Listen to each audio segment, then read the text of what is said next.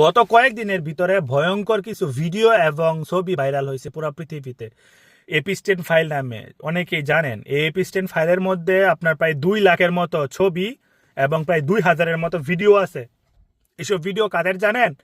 এই 70% পুরো ওয়ার্ল্ডের, ইউরোপের অনেক মানুষ, মিলিনিয়ার ইউরোপের প্রধানমন্ত্রী যেমন ডোনাল্ড ট্রাম্পের ছবি আছে, স্টিভ হকের ছবি আছে, বিল গেটসের ছবি আছে, ইলন মাস্কের ছবি, এমনকি জোহরান মামদানি যে কিনা নিউ ইয়র্কের মেয়র, তার মার পর্যন্ত ছবি আছে ওইখানে।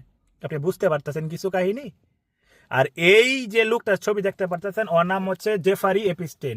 ওই ইসরায়েল বংশোদ্ভূত একজন মানুষ এবং মুসাদের এজেন্ট। তার আইসল্যান্ডে যায় এইসব কাজ করতো মানুষজন।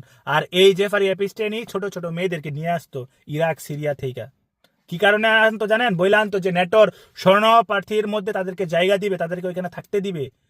নিয়ে আসতো এসব বইলে আইনা এই আইসল্যান্ডে নিয়ে আসতো। কাদের জন্য? এই ডোনাল্ড ট্রাম্প, বিল গেটসদের মতো মানুষদের জন্য নিয়ে আসতো। ওইখানে ওরা আনন্দ করতো এইসব মেয়েদের সাথে। যা শুধু চিন্তা করতে পারেন কতটুকু পয়সা চি করা। ইভেন এমনকি ওরা মানুষ কাইটটা পর্যন্ত খাইছে। যে মেয়েটা চিৎকার পারতেছে এখন, ওই মাইয়াটাই 2009 সালে এরকম ভাবে বলতেছিল যে ওরা ভিতরে মানুষ খাইতেছে, দেয়ার ইজ নট হিউম্যান, এমনি চিৎকার পারতেছিল। কিন্তু মেয়েরে মিডিয়া যে ড্রাঙ্ক, সে নেশা করছে এটা বলে উড়াই দিছিল ওই টাইমে। আর এখন দেখেন বাস্তবতা। আর এইসবের পিছনে কলকাঠি নড়তেছে ইসরায়েল, কারণ তারা প্রেশার ক্রিয়েট করতেছে, আজকে ইরানের উপর আক্রমণ করো, কালকে অন্য মুসলিম কান্ট্রির উপর আক্রমণ। কারণ ওরা চাই না যে মুসলমানরা সুপার পাওয়ার বানুক। কি কারণে বানুক? তারা গ্রেটার ইসরায়েল বানাবে। গ্রেটার ইসরায়েল কার জন্য বানাবে? দাজ্জালের জন্য বানাবে। এটা ভাই কথা পরিষ্কার। এখন আপনি বুঝেন আর না বুঝেন, এটা আপনার ব্যক্তিগত সিদ্ধান্ত। আজকে এই যে ডোনাল্ড ট্রাম্পের কিছু ছবি ছাড়ছে, ওই বড় বড় মিলিনিয়ারদের কিছু ছবি ছাড়ছে, 10% মাত্র ছাড়ছে। ওরা এইটুকের মধ্যে পুরো পৃথিবী লড়তাছে।